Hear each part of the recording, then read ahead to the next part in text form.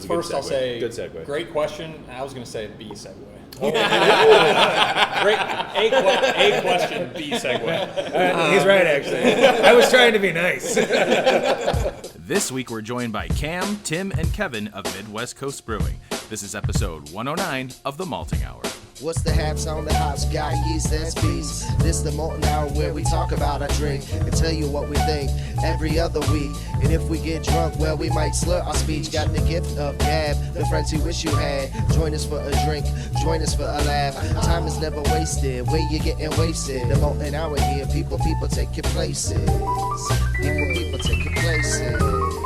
People take your home.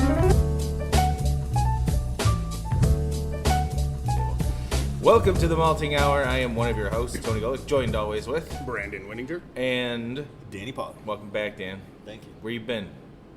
Sick kids. That's I it? kind of forget what else. I was sick once. That's how long you've been gone? Yeah. We are here at Midwest Coast Brewing in Chicago, and we are joined by, if you guys want to go around the table. Sure. I'm Cameron Compton. I'm the owner and a brewer here. Timothy Ficken, I'm the brewery manager here. And Kevin O'Brien, I brew and handle all the cellar work. Right on. Thanks, guys, for having us here in this gloomy Sunday morning, not so warm as it was yesterday. It's perfect time for a brown ale that I'm drinking, I feel like. So we've been hanging out for a little bit this morning. Why don't you guys, whoever wants to go, give us a little bit of background on Midwest Coast? Yeah, sure. I guess I'll take that one. This brewery started on paper in March of 2017. That's when we first filed our LLC paperwork.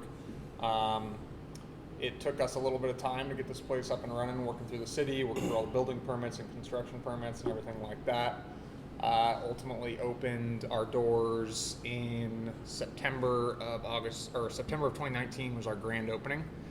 The whole idea kind of started with we wanted to, at the time, if you think back about craft beer, a lot was going pretty wild. It was a lot of, which is great, by the way. A lot of new styles. Hazies were all the rage at the time, and still kind of are. And we just kind of wanted to make good classic style beer, which we felt was kind of missing from the craft beer industry at the time. So that is what I say we focus on and what I say we do best. Yeah, I think it's a good point right there of you're saying, like, there's, especially like when we got into craft beer, it was all, just kind of, like double IPAs were a big deal. I'm 41, so double IPAs when I first started getting into craft beer, I was like, oh my God, a double IPA? I remember we were talking about this yesterday. We were at a Beer on the Wall in Park Ridge, and I forgot what beer that I had. I'm like, man, this reminds me of when I had Hop Stupid for the first time from Lagunitas. And then to go to where we're at now, where fucking smoothie beers. Yeah.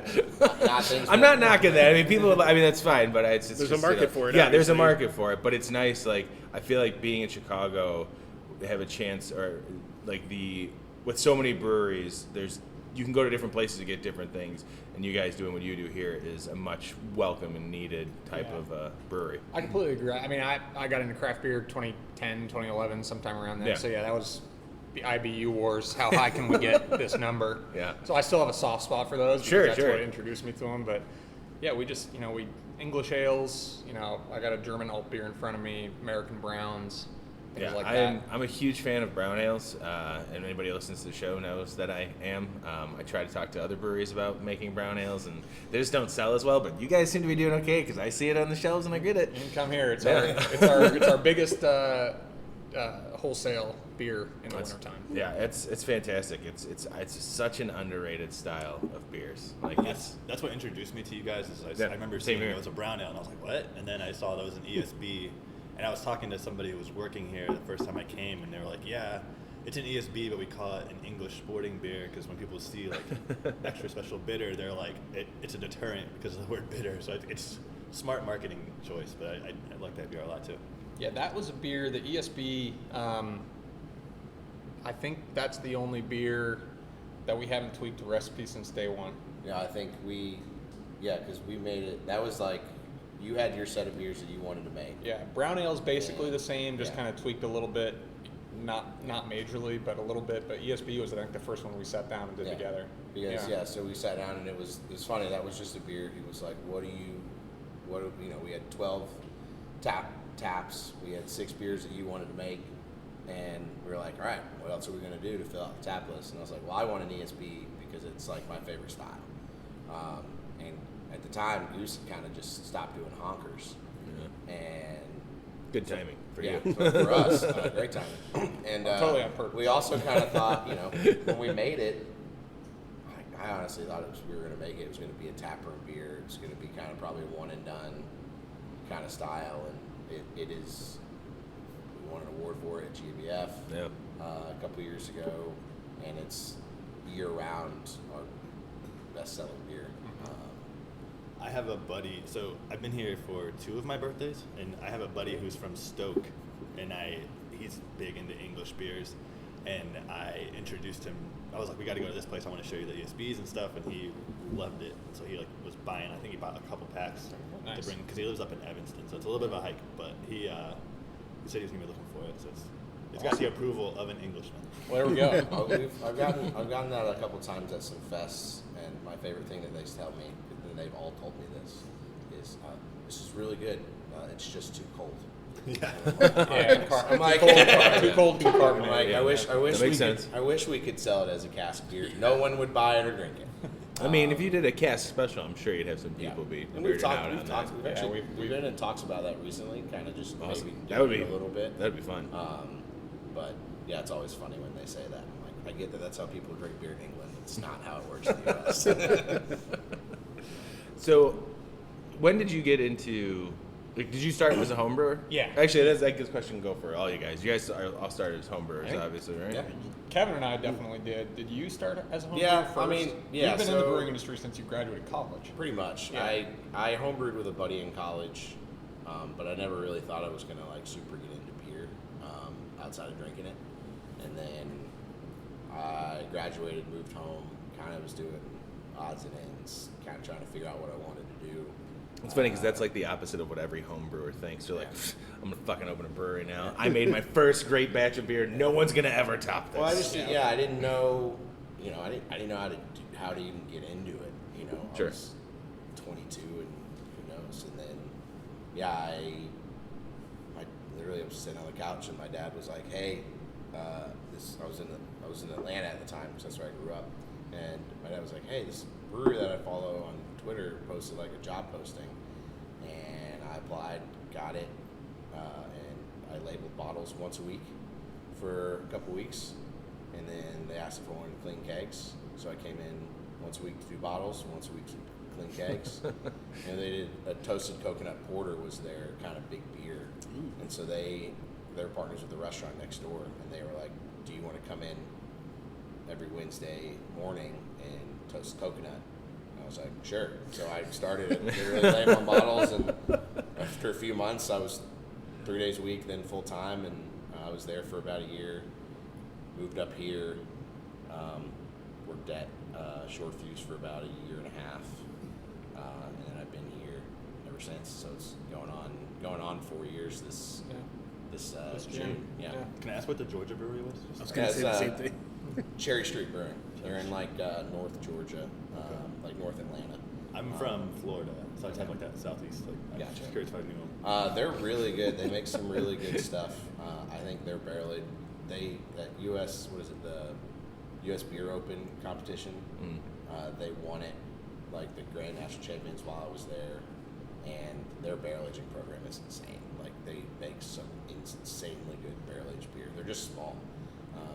They got 2 breweries in Georgia. They just opened a brewery in Chattanooga a little while ago.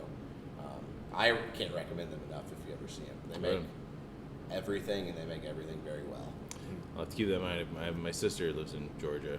I lived in Georgia for a short amount of time in like northern Georgia, like Fulton County area. Yeah. So that's where they are. I think. Yeah. Like even easier now. Yeah. Now I know where to go. I'm gonna text my sister and tell her to bring me some beer. Yeah. What about you? I started as a home brewer. Literally just looking for weekend hobbies once I graduated college. My roommate and I at the time thought it would be something fun to try. At the time, like there wasn't a lot of information on the internet about home brewing. I had this theory that I would be brewing in the bathtub or something like that. Like I heard that from someone. Someone makes that's beer in their moonshine. bathtub. Yeah, never have to this day, which is probably good. You never know. I was gonna say. Yeah, but the first batch we made was straight from a homebrew kit. We followed the instructions to a T. Wasn't bad, wasn't great. It was an Irish red. Because it wasn't bad, my roommate and I at the time got way too big for our britches and figured we could do anything we wanted, and made, I can't remember if it was an American or an English brown ale as our second one, and it was abysmal. We just poured all 5 gallons down the drain. That's a bummer when that happens. Yeah. Probably an infection or something like Sure. that. We have no idea. It was terrible.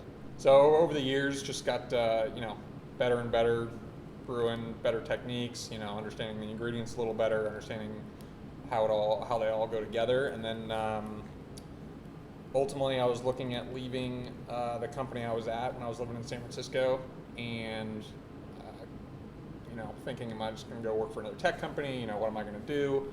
And my older sister and then girlfriend, now wife, just ultimately pushed me like, hey, you've been talking about this for, at that time, 7 years. Why don't you, pull the trigger on it and see what we can do? So decided where we wanted to live. I went to work for, kind of a year-long crash course in what professional brewing was like with a family friend of ours in Virginia, Charlottesville, Three Notch Brewery, great brewery out there. A family friend of ours was the owner there, and he basically just let me come in for, 3-4 weeks at a time over the course of a year and just get a crash course in every aspect of the brewing business and what it was like professionally. Yeah. I learned a lot from those guys. They do a great job. They're still doing a great job. They've got 4 or 5 locations around Virginia now. Cool. And maybe, yeah, they've satellite. They've made a few satellite places out there, and they're just a very well-run business, and they make great beer. So yeah, I was kind of coming back here, looking for places, looking for buildings, going out there for 3-4 weeks at a time. Learning another aspect of the brewing industry, and ultimately found this place and got the show on the road. Right on. Yeah. So I don't want to skip you, but for we're not going to picking talk to you Chicago. again. Totally fine. You're up to second. You're the So, second half. You were in San Fran. Obviously, it's tech industry boom, and then you were working in Virginia. Yep. How'd you pick Chicago, and then more specifically, like West Town, your United Center? I know, obviously, now it's sort of like a oasis of breweries over here. Yeah. But in 2017, it may not have been. And I don't know when you found the spot, but it may not have been as big. I don't think at the time. No, Like, so Goose. You still had Goose on tour, Great Central. yeah, those I think for Great Central hadn't opened yet. I couldn't remember when on tour stuff. Did you open at the time? So at the time there was a That's that whole. well, at the time there was Which location? There was a different breweries whose name was painted on that building, which was like Mines. Finch didn't move in there for a bit, but yeah, we settled on Chicago. Ultimately, my wife and I didn't. We just wanted to get out of California. Which is the opposite of what most people in Chicago would want to do. Like, I want Right. to go to Chicago, maybe go Growing to up there, coast. the Bay Area had changed a lot, the tech in some good ways and bad, but it didn't seem like it was the same place we wanted to grow up. Susie, my wife, had never lived outside of California, really, other than being born in what's now Ukraine, and then coming over here when she was about a year old. Yeah. So she never knew life outside of California. She wanted to try something new. I went to Notre Dame, so I had a ton of friends out in the Chicago area. We'd been out here, a ton before. It's funny, we were looking at back recently, just thinking about where we wanted to live. Up until that point where we decided that it was going to be Chicago, we were looking back at photos in our iPhone or something, like the whole spring, summer of 2016, we just realized we had been out here a lot, and according to the photos, they were all glorious weather weekends. And, like, we'd been out here with friends, like looking at all these photos and like drinking beers outside, doing all this stuff. And only in the past year, I was like, I wonder if all those trips had a lot to do with the fact that we were like, Chicago's pretty great, and it is, and Chicago is great. And at the time, it seemed like it was really kind of this whole groundswell of breweries were getting ready to open or had just opened in Chicago, and Yep. it seemed like it was going to be a big craft beer city, which turns out it has. You know, at the time, I think like Dovetail was fairly new, and all the like Beguile I think was fairly new. So it was just like all these things were starting, and it seemed like maybe there's something to Chicago in the craft beer scene.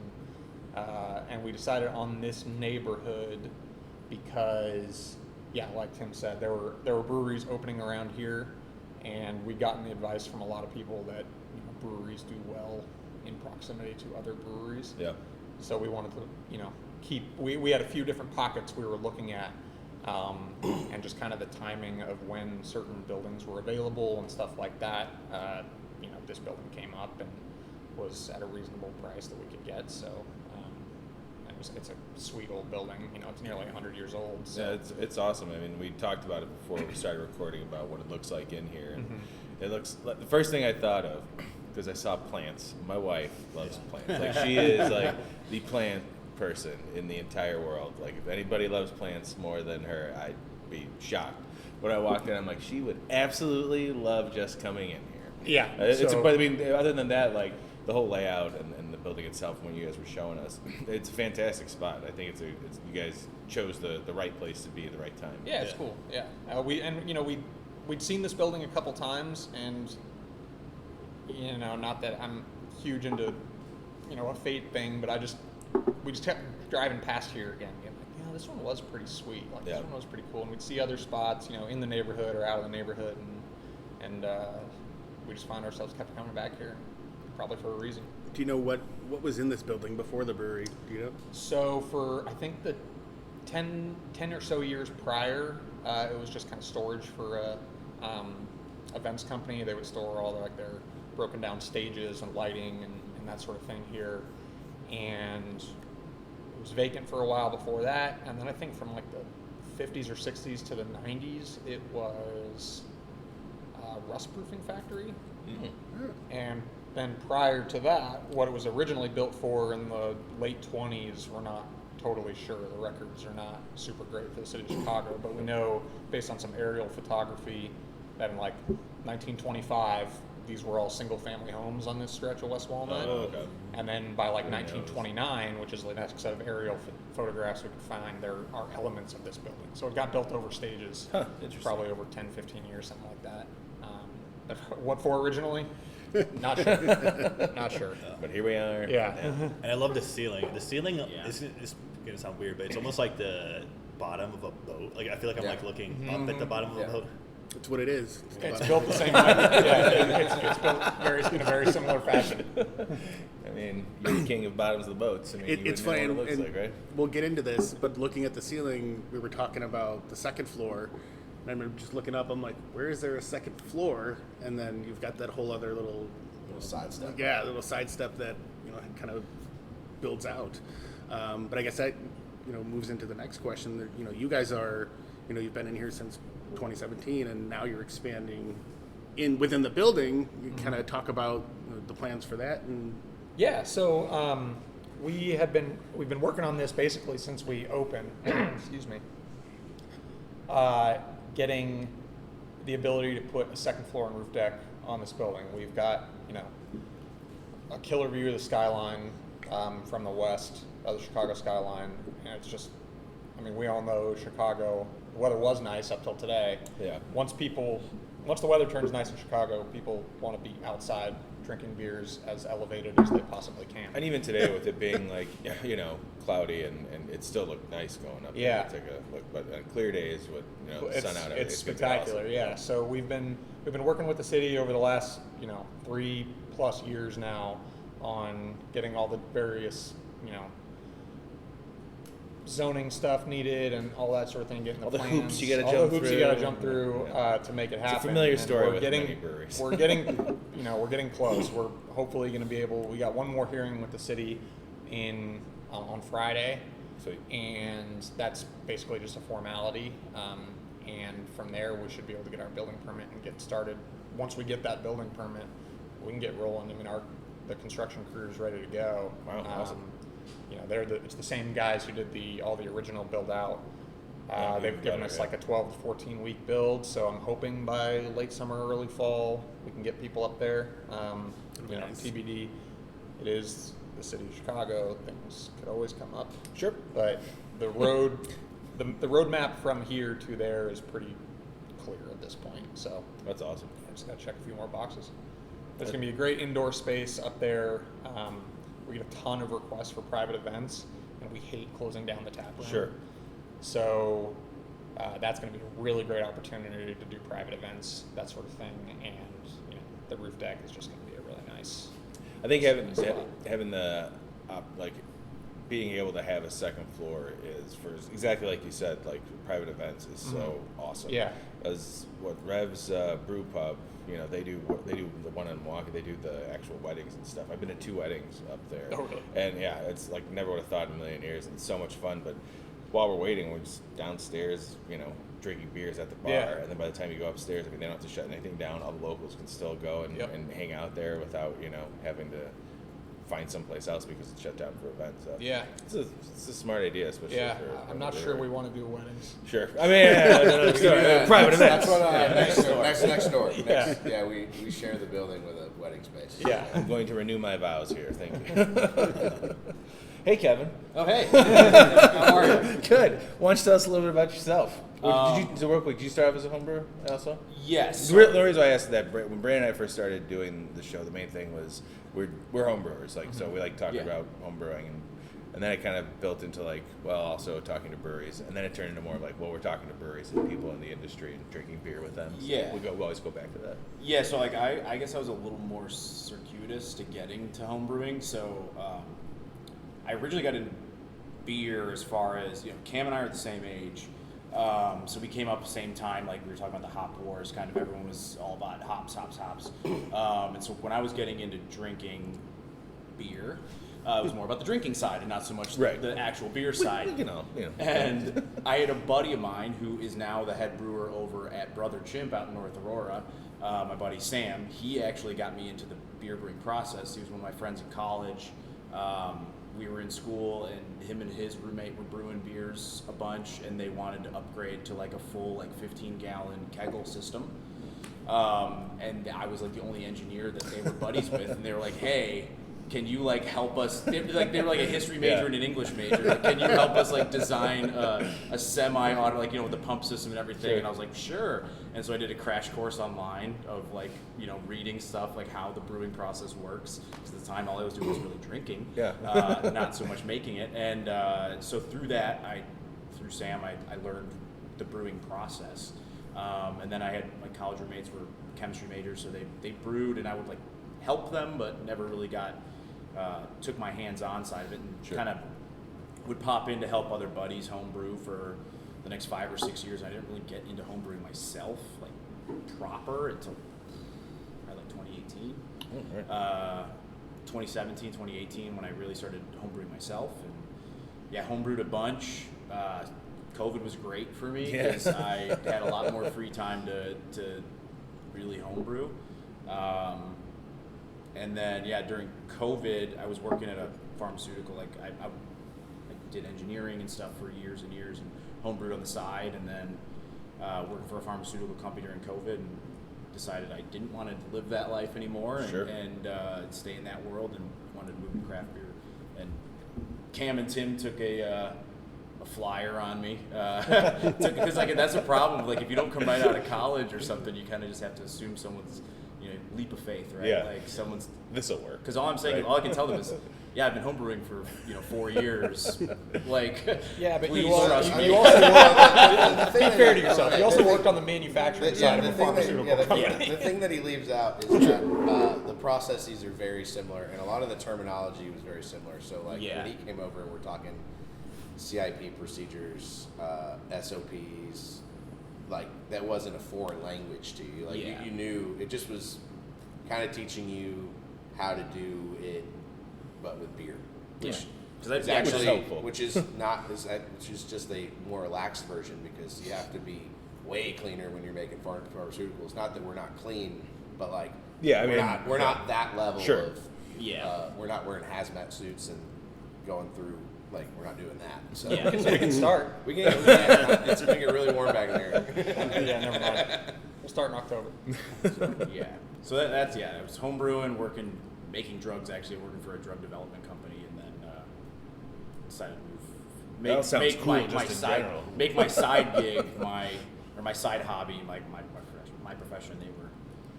They took the flyer on me, so I'm very appreciative. We're pretty happy with that decision Yeah, too. yeah, it's great. One of the biggest things Kevin's brought to us is the biggest hole in our game up to Kevin starting was our yeast management for sure. Yeah. And it sucks that that's your biggest hole because that's like one of the most important things you can possibly do, if not the most important. It's also one of the biggest costs. It's a big in cost. making a Yeast beer. is so expensive. So Kevin's done a great job of kind of revitalizing our yeast management program, propping stuff up in a clean, sanitary way, getting to enough yeast cells to make good, proper beer, just here in-house as opposed to having to buy fresh pitches. Yeah, even the average beer drinker probably doesn't realize how important. I mean, like a lot of beer nerds in general know how Right. important the yeast is, and home Oh, brewers but and brewers know. But like, it's insane. It's like insane. how much. I mean, even just doing a simple experiment of like if you have your own house yeast or buying it, having two different strains, and totally. I mean, I couldn't imagine doing it on the level as you guys do of like making sure that like it's consistent. Like it's your consistent strains that you're using. Yeah. Do you guys have a house yeast now that you have been kind of cultivating? We got an American yeast, USO5. We use for pretty much anything American. It's the best. It's a workhorse. It really is. And everybody uses British 5 for their hazies. We use it for ESB, which helps prop it up for our hazies. Nice. But then, I mean, that's pretty much anything else. We've started to kind of prop up from smack packs. If we're trying to do homebrew smack packs, if we're trying to do our one-offs like our Belgian beer Sure. or like alt shop, like alt beer, anything that's doesn't really fit into the British or the USO5 is kind of that we just do that so that we can save a little money. And then we sort of keep a German lager strain going because we do a different lager in the summer than we do in the winter, but we use the same yeast strain for it, so we just have to use it a lot less because, as we were talking about before, Yeah. lagers take forever. Yeah, that's kind of a quietly rotating house yeast that we really don't have to turn over very often. Kev's always propping up like USO5 or propping up the British yeast strain we use for our hazes and stuff, and every 2.5 months, something about the lager yeast comes up. We should probably do that. Yeah. We can make another one of them. Well, we're going to take a quick break because this is normally when we do it, and now I've got an ad I have to run in between stuff for one more week. I think we'll need beers. Yeah, we need another beers, and we'll come right back and finish up the conversation here. Meals on Wheels Chicago presents Chicago on Tap, Thursday, April 27th at Theater on the Lake, 6 p.m. to 10 p.m. Join us for a night of beer and bites from over 20 of Chicago's top breweries and restaurants and help raise crucial funds to feed our neighbors in need. You'll get to try 60+ of the local brews and sample delicious food, all while supporting a good cause. This is an event you won't want to miss. To get your tickets, go to mealsonwheelschicago.org, click on events, and look for Chicago on Tap. And if you'd like to save $15 on your ticket with a promo code, be sure to email us at info@themaltinghour.com and put Chicago on Tap in the subject, and we'll send you the promo code. Cheers, and hope to see you there. And we're back. Welcome back. We've We're been here. back. I can't wait to go through it. I have to edit this today before I leave for work. Welcome back. We're here at Midwest Coast Brewing. Dan, you just had a really good question. Repeat. I was just asking if there's a style or anything that they're like a direction that they're wanting to go, or like what's in the future as far as beer styles go. I think Go around the table. What's everyone's one they want to make? So I don't know if there's anything that I want to make. I'm really looking forward to our batch 500. You want to talk about what we've always talked about? For doing So for that beer? we're talking about doing an old school traditional dark, like English dark, English mild, like first runnings run off. Oh yeah. Boiling it, sending it into our small tank, and then finishing it up with mild. And basically very old school. very old English school technique. English. Get 2 beers out of one mash bill. And just I just we talked about that probably a year ago, and I can't wait for batch 500 to get there. We're at like 300 and something. Right? We're three. So we're 350s somewhere. We're probably a year-ish away. I mean, we're like bumping that. up. We're definitely ramping production up. Yeah. But I haven't really. Oh, the one beer I'm trying to workshop for next Christmas is I want to do like a chocolate peppermint stout. Yeah. It's my wheelhouse. I love fun shit like that. Yeah. That's probably what and then I got Kevin working on. I love that. Yeah, he's tasked me with some experimental stuff to look into. I love the Twisted Pretzel beer from Shock Top. When I was in college, it was like, it came out and it was great. We loved it. It just tasted like a liquid pretzel. And then they stopped making it. It was great. And then they stopped making it, and I got Kevin workshopping that on the homebrew seal. Which is fun because I've never drank it. I have no idea what it tastes like. Yeah, So so you're just guessing at everything. Yeah. They don't make it anymore, right? No. Well, so it's funny. We got a box from somewhere, like a return or something. It's literally the Twisted Pretzel case box. we were talking about it on like Monday, and then on Tuesday we were at, cleaning it up. We were looking at the date, and we think the date was from like 2019. Yeah. So but it was funny. It was we literally were in the garage, and we were like, that's it. Yeah. I never heard of this beer. We talked about it, and literally 24 hours later, we were in the garage and we found the box of it. We're like, how Is it like how an could this amber that they like? Yeah, it salt was. or something? I took a picture of it. I think it says like a Belgian something with. I didn't even know Shock Top did anything either. else other than There's just what Shock Top There's was. a brewery seeds. Tony picked this beer up for me, but it's a kvass they did with pretzels. Oh yeah. And Did you it's try it? probably I haven't opened it yet. It's probably like not as. What are you waiting for? I don't know. Quit cellaring things. Should have brought it today. But yeah, it says a Belgian style wheat ale brewed with spices and caramel malt and with artificial flavor added. So try to figure out how to do it without the flavor. Yeah. So I don't know. That's me. I guess I'll let you. I mean, I got a list. Of I'm interested to crazy hear what things. Kevin's number one is, because I bet it's not dissimilar from mine. Well, I mean, we've talked about the beer we've always wanted to brew Yeah. together, Yeah. which is a dunkel. Like that's man, like love low dunkels, key yeah. my favorite style of beer. We find issues brewing lagers. I think we talked about it earlier before we were recording, but like it's just difficult with tank space and whatever. Y'all to chose find alt beer over Dunkel. because alt beer could be brewed. It's a hybrid. It could be brewed We'll quickly. turn around a little I think quicker, we'll get y'all else. Yeah. We're gonna get the Dunkel into the schedule. Alt beer was our dunkel methadone. Yeah. Like it was, it got us. It like got us through what we needed to get through. Yeah. Scratches the itch enough for now. Yeah, but Dunkel is one since I think like day one that I was here that Yeah. we talked about like what I think Cam asked me like what beer do you want to brew? Like I want to brew Dunkel. Let's do it. The other one I really want to make, I mean, Dunkel was the one I was thinking. The other one I really want to make I think we're on the same page with this one. is Mexican lager. I thought you were gonna say Schwartz beer. See, and this is my problem having to run the I operation. know, because they're all lagers. All they do is wanna make Good lagers. idea, guys. Yeah. I'm like, However, so we'll get around. Is there to anything them. longer than a lager that we could keep in a tank? Because that's what I want to make next. Yeah. Let's make two lagers at the same time. Yeah. Blend them together. all those all those styles sound really good. Schwarzbier and Dunkel also sound really good. Yeah. I mean, Dunkels are fantastic. They're so underrepresented. Like nobody makes a Dunkel. Great Central is a great Dunkel. They have a great. All their German styles It's are such an I love that they've uncommon started to do style. Yeah. Honestly, like Modelo Negra is like one of the closest things you can buy like on a wide scale of a Dunkel. I don't know if Does they- Dovetail have one? Dovetail does one. Did Double Clutch do a Dunkel? I think so. They do. Yeah. I've never had it, but they definitely do. Oh, he's They definitely do one. Double Clutch is we had a lot of fun Oh, yeah. sitting and talking with them. That's probably the one place that Brandon and I went to, did an interview. We had 2 beers during it, and then we sat there afterwards for another like 2 hours. 2 hours, and we did we tried everything. All Yeah, the beers on that's the a menu. place I need to make it up to. I haven't. It's a great spot. It's so And good. the food is That's food is why I hear, yeah. fantastic. You know, and you know, with the way prices are with things, I was, I'm not saying that it was expensive, but I was like, okay, that's typical. It's high. They give you so much food that we thought, like when we were going to my brother-in-law's birthday, he was doing a sketchbook at Skokie. We stopped at Double Clutch first, and we were ordering. There's 4 of us, and we ordered like a whole bunch of random appetizers. And when everything came out, we were like, holy shit, this is way too much food. Like we ordered way too much, which is not a bad thing. But their food's really good.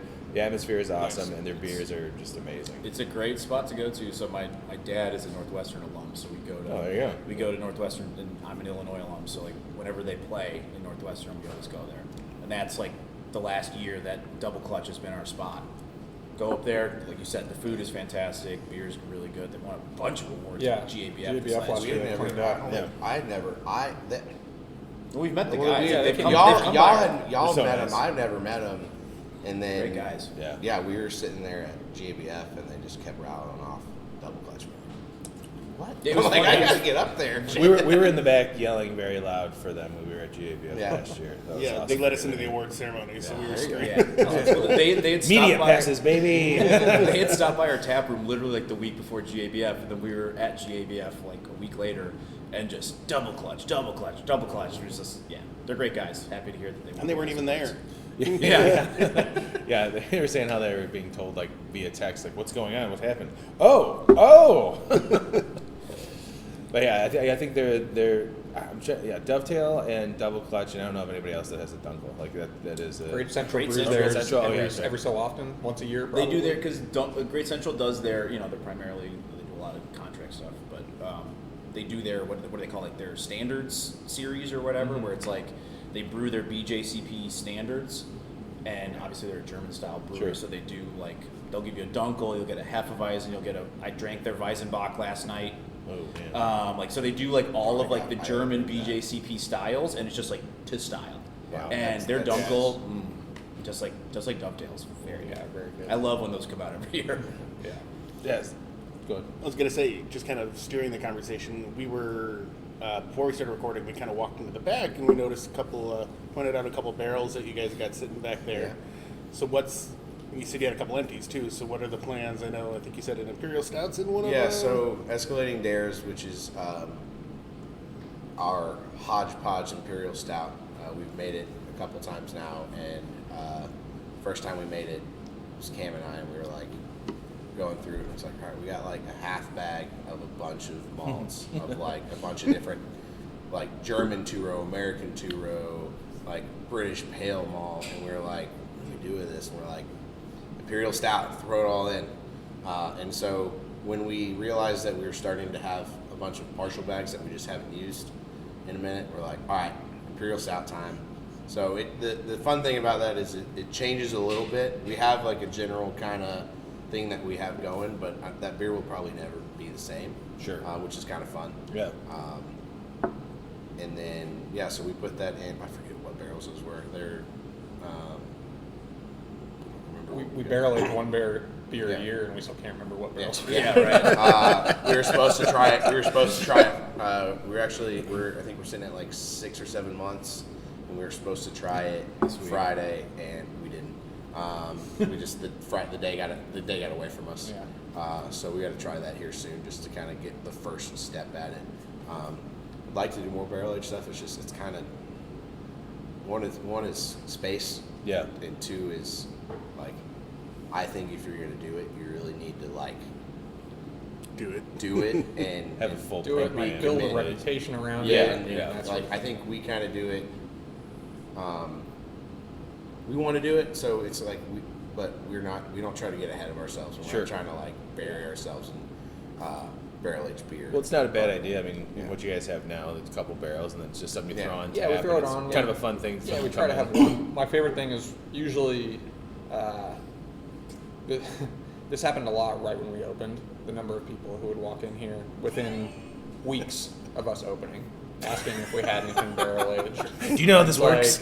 I don't know if they did. It's like, that takes like years. I got this homebrew I did a couple years ago. You and want to try it? like our grand opening signs are still up. So no, we don't have anything barrel aged. But yeah, so I mean, we try and do something.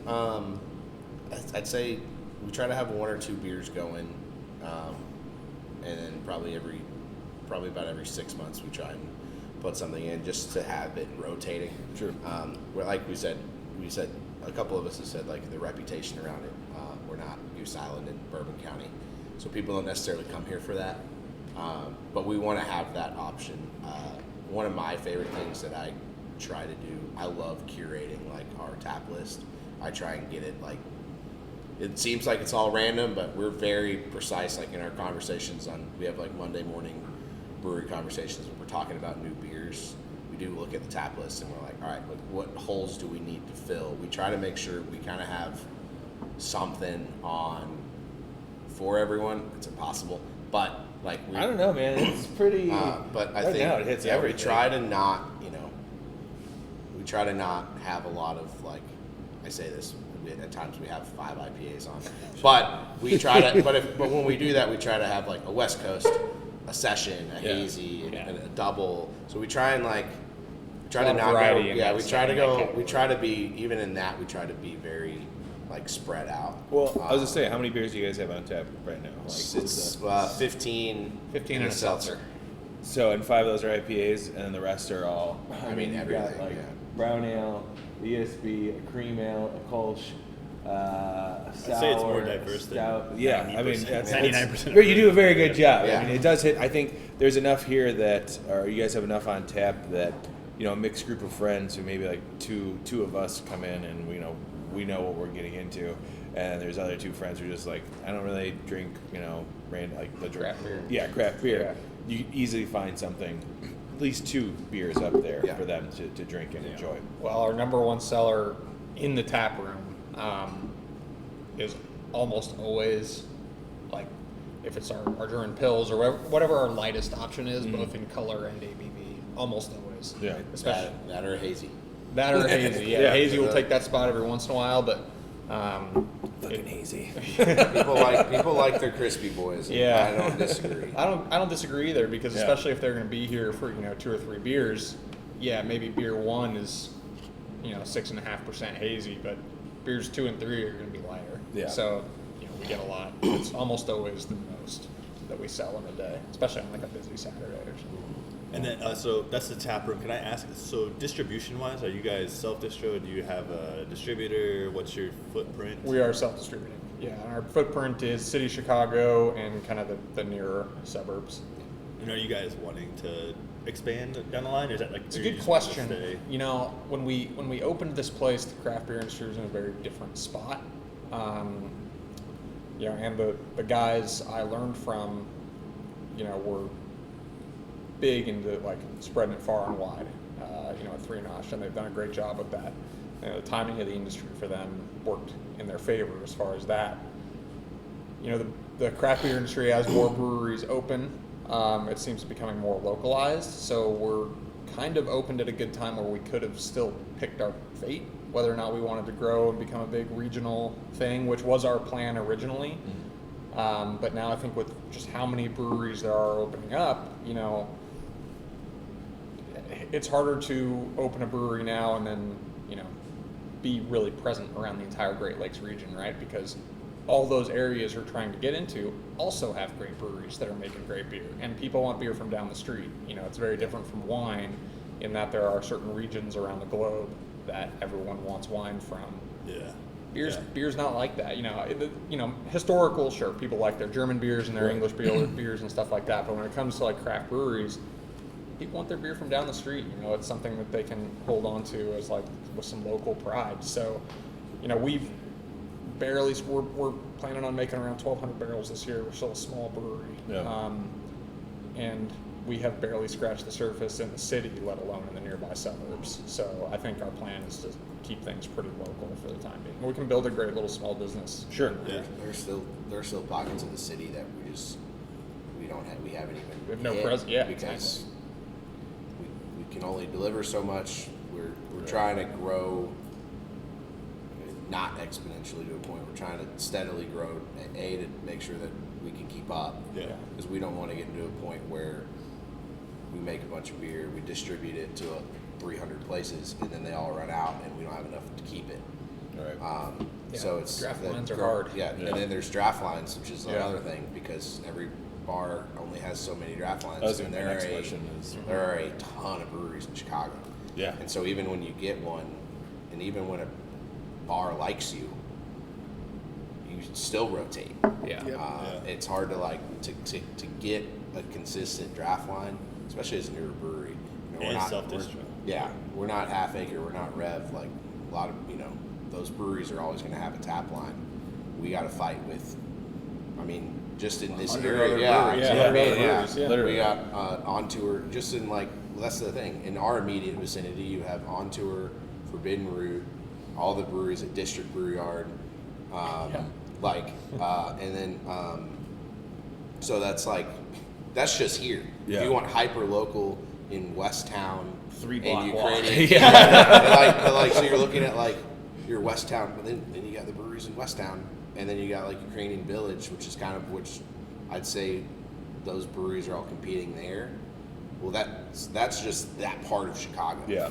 Like it's crazy. There's a ton of it's hard. A lot of competition. Yeah, for sure. But it's good. Keeps everyone honest. Yeah. Well, that's the nice thing about having, starting as a tap room and not just a brewery that's, cranking out beers to just put on the shelves. Yeah. Is that you get, which is why you said earlier, you don't want to close your tap room for anything. I hate it. I think there's still, craft beer industry is at an inflection point, I think, as it's grown so much over the last 10, 15 years. But I still think that, there's room for locally producing kind of taproom centric breweries, and I think all the data we see from all the brewing industry reports suggest that there's, if you want to make a nice place to be to drink beer, a physical location, there's still plenty of room for that. I think more people look to go to a tap room than to a bar these days. At least that's the way it seems. Like, there's always going to be neighborhood bars that probably that people like to go with your friends or whatever, but yesterday was the first time I went out for beers, and it wasn't a brewery or a tap room. We ended up at Beer on the Wall, and and that's a whole other story. Yeah. It's a can shop and getting to try different beers, but any other time, I end up at a tap room, and I feel like that's the best way to keep your customers and to be able to have your brand out there without to worry about overextending yourself, like you guys said. It's definitely been the most, when you look at it, you talk to people, the most successful model is if you can sustain yourself in the tap room and then kind of slowly start to distribute. Yeah. That's kind of what everybody is like. Because first of all, your margins are just better. First things first. It's insane. So if you can keep that and then slowly start distributing out and out and out, and then you got to build that infrastructure out too. But and that's a good segue for another question I had was, you guys, I feel like you guys are like... You're saying it's a good segue. We'll be the judge of that. We'll be the judge of that. You haven't been on an episode for like a month. So I feel like you guys sort of have taken grasp of that dog-friendly brewery in the city. And I know you guys have your dogs on the glasses, there's dogs on the t-shirts, everything. Is that a marketing choice? Do you guys have a background with dogs? So, where does that come from? First, I'll say good segue. Great question. I was going to say B segue. Great. A question, B segue. He's right, actually. I was trying to be nice. The dog thing, we're just dog people. We love dogs. I think you got 3 dog owners right here. Everyone here's got a dog. So many of our staff has dogs. I think we just put up a post recently on social, just all the dogs and cats of Midwest Coast Brewing Company, and there's a ton. And we knew that we're allowed to have dogs in here. We don't have a customer-facing kitchen or anything like that, so dogs are allowed, and we love dogs, and we partner up with various dog rescues around the city. Awesome. And to do events and stuff like that. So we're just dog people, and it has turned out to be a great marketing aspect as well. It's, as far as the beer goes, we're definitely known for being a good classic style brewery. But as far as our tap room goes, especially people who are not craft beer people, that's what we hear all the time, is that we're it's amazing how dog friendly we are.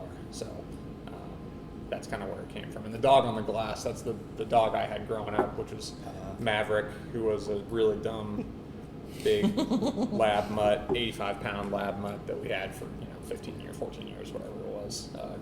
Growing up. Labs are the best. He was an idiot, Yeah. but he was great. I said he was this the best dog my ever. cousin had a black lab, and I was like, he's the biggest, dumbest, best dog in the world. Labs are either leading the charge, hunting down terrorists in caves in Syria, or idiots. Yeah, idiots. But lovable idiots. Yeah, lovable They're the idiots. kindest Yeah, they're the dogs, best. yeah.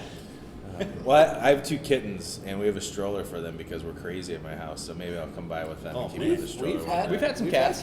Yeah, we've had cats. Oh my God, this Yeah. might be the one brewer I can like Laura. Fair warning, there will be a lot of dogs. Yeah, they're fine. The cats have come in kind like as we're walking. We really do take them on walks. Like we've come across dogs. The first time I was like terrified. I'm like, oh fuck, what's gonna happen? Are they gonna freak out? Is the dog gonna freak out? And both times it's just been like walk right by each other, and that was it. The cats were just like, oh okay, cool. They know nothing else. I mean, we've had cats in here for sure. Something to think about. I like this. See that? So now I feel better about your segue because I got to bring in something else. B+ segue now.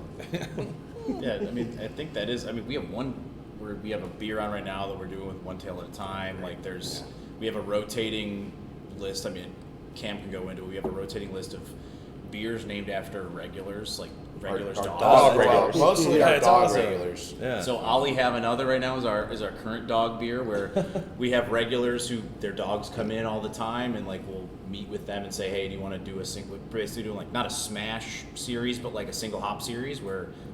I think we're on like 4 or 5 at this point. At least, yeah. Yeah, you name it. We'll let the parents of the dog come in, name like a single hop they want to. We'll do hop smelling things and like figure out what hop they want to do, and we'll release a beer named after their dog with like a single hop. And so like right now we have Ollie Have Another. We have another one in the plans. Like yeah. Well, I will start coming in more often with my cats until my cats have a damn beer. It's funny you say that. Our general manager Ryan told me a story this week that some guy was in here, I think Wednesday or Thursday this week, and I told you this. You told me the story. Yeah, but Ryan told you the story, or you? No, I saw it happen. Okay. Yeah, no. He was a conversation. What? This guy came in and our bartender was telling him about the dog series, and he was like, "Oh my God, I have a dog. You should name a beer after my dog." And it was like, you first time you've ever been in here, you didn't even bring your dog, so like you got to earn that. You got to put in the. You got to put in the. But you said it when I told you the story on Friday. You're like, they put in the hours and they probably paid for the beer itself. The owners have they're all mug. It's part of our mug club thing for the most part. All those people have been mug club members, so that's really cool. That's been kind of how we've gone about it. So, and we have people asking when their dogs get to go next. I think we have 2 more planned that gets us to 8, and then we got to choose we got to kind of choose our next 4. That's kind of fun. Yeah, that's fun. Do you not let them pick like the same hop then, or do you? Like, actually, we are back-to-back Citra, but the first one was more of like a Citra Pale Ale. And then so basically we kind of do single hop. We let them come in, we let them smell a bunch of hops, choose what they want, and then we kind of like we stick Pale Ale, IPA, West Coast or hazy, and so we kind of let them kind of choose like what they drink. That's nice because those options. Our last beer, she doesn't like hazies, and I guess no, we've kind of done a little bit of everything, but she wanted to about every style. Yeah. Single hop though. Yeah, and so she's like hazies. She's like, I don't know what it is. I just don't like them.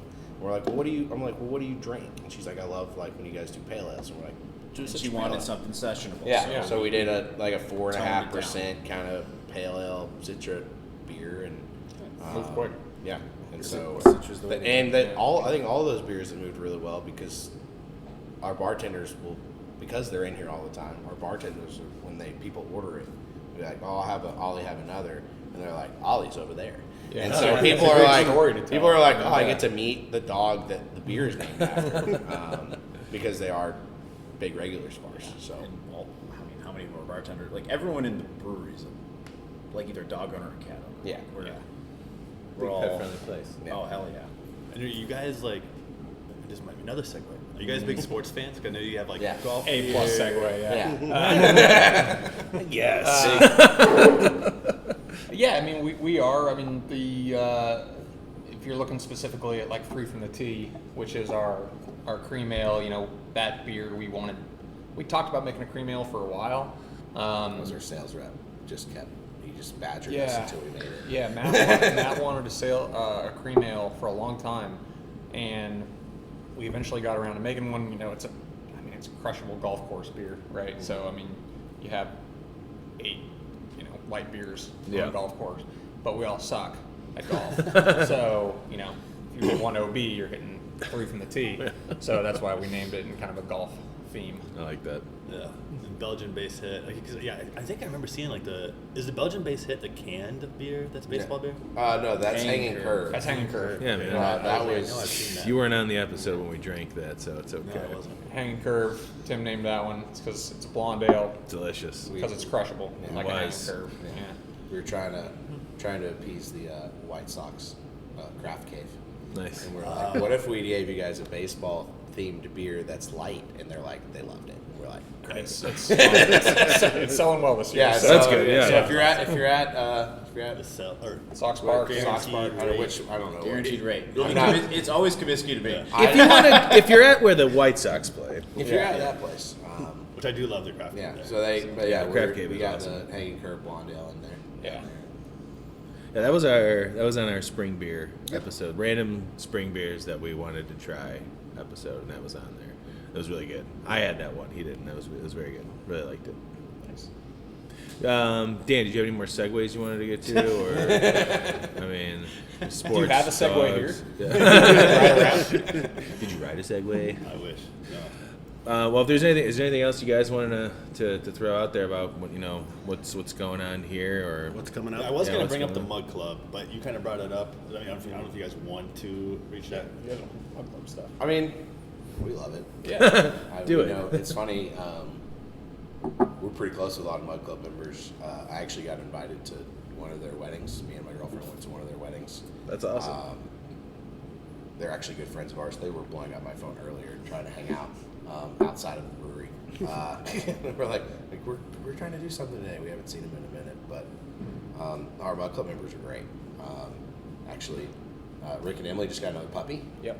So we've got so I'm sure that'll be a future dog beer. We already did one for their dog Boss. They were the first. They were the first. Yeah. Resting Boss Face. It's probably one of That was all a of our great dog name. name. Yeah. All of our dog name beers have been pretty good.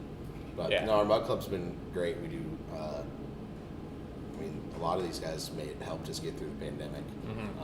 They drank here a lot by these windows opened up in cold. Yeah. So Even cooler. yeah, they're great people. We drink. I get stuck here a lot. I get off work and there's a couple of Mug Club members at the bar, and the next thing I know, I'm 3 beers deep, and I'm like, shit. I gotta go, guys. I think all of our significant others have gotten the text, "Hey, I'll be home soon," and then 45 minutes go by. It's like, "Oh, sorry, so and so." Yeah. Insert like Mug Club member friend. Showed up. So and so It's was here. always- We had to have a beer with them. It's like they come in. It's like they come in shifts. It's like I'm sitting here, and then Chase and Joe walk in, and then Rick and Emily walk in as I'm about to leave, and then it's like can you The guys- longest goodbye. Yeah, I'm like I can't get out of here. And they bring their dogs, and then I want to play with their dogs, and then I go home, and my dog is very upset that the dogs. I think that says a lot about the type of atmosphere that you guys have here, and the community that you've already kind of built around your tap room. Yeah. And that's awesome to hear. And for someone who's only been here for the first time, I already feel like I'm ready to come back as soon as possible. So our front house staff is excellent. They do a great job making people feel really welcome here. It's great. Yeah. And you guys even did like kids weekends and stuff, didn't you? Yeah, we're doing like family day stuff. I mean, that's another kind of underrepresented group of people who want to drink beers, and they will drink beers at 9 a.m. on a Saturday because they can get out of the house. Yeah. Yeah. Super cool idea. Yeah. Well, unless you guys got anything else you want to say, or Brandon, you, Dan, over there, Segway guy. That's it. No, well, thank you guys for sitting down with us today. We really appreciate it. We had a lot of fun. It was fun to finally come here and drink some more beers. Brandon, love you, man. Love you too, bud. Dan, welcome back. Thank you. See you in a month. Thanks for having me. And actually, we'll put your website up on this as well. So Midwest Coast here in Chicago. Thanks, guys. Cheers. Thank you. This has been The Malting Hour. Be sure to follow us on all social media by searching The Malting Hour and at themaltinghour.com. You can also follow us individually on social media. Brandon can be found on Instagram as BMDub81, on Twitter, BDub81, and on Untapped as BDubDrinksBeer. Tony can be found on Instagram and Untapped under Ace of Help Chicago, on Twitter, The Ace of Help Chicago. Clark can be found as Clarkowski on all three. Dan can be found on Instagram as hip__hops and hip hops on YouTube. Be sure to subscribe, like, and rate the show on your preferred podcast listening platform. Until next time, cheers from all of us at the Malting Hour.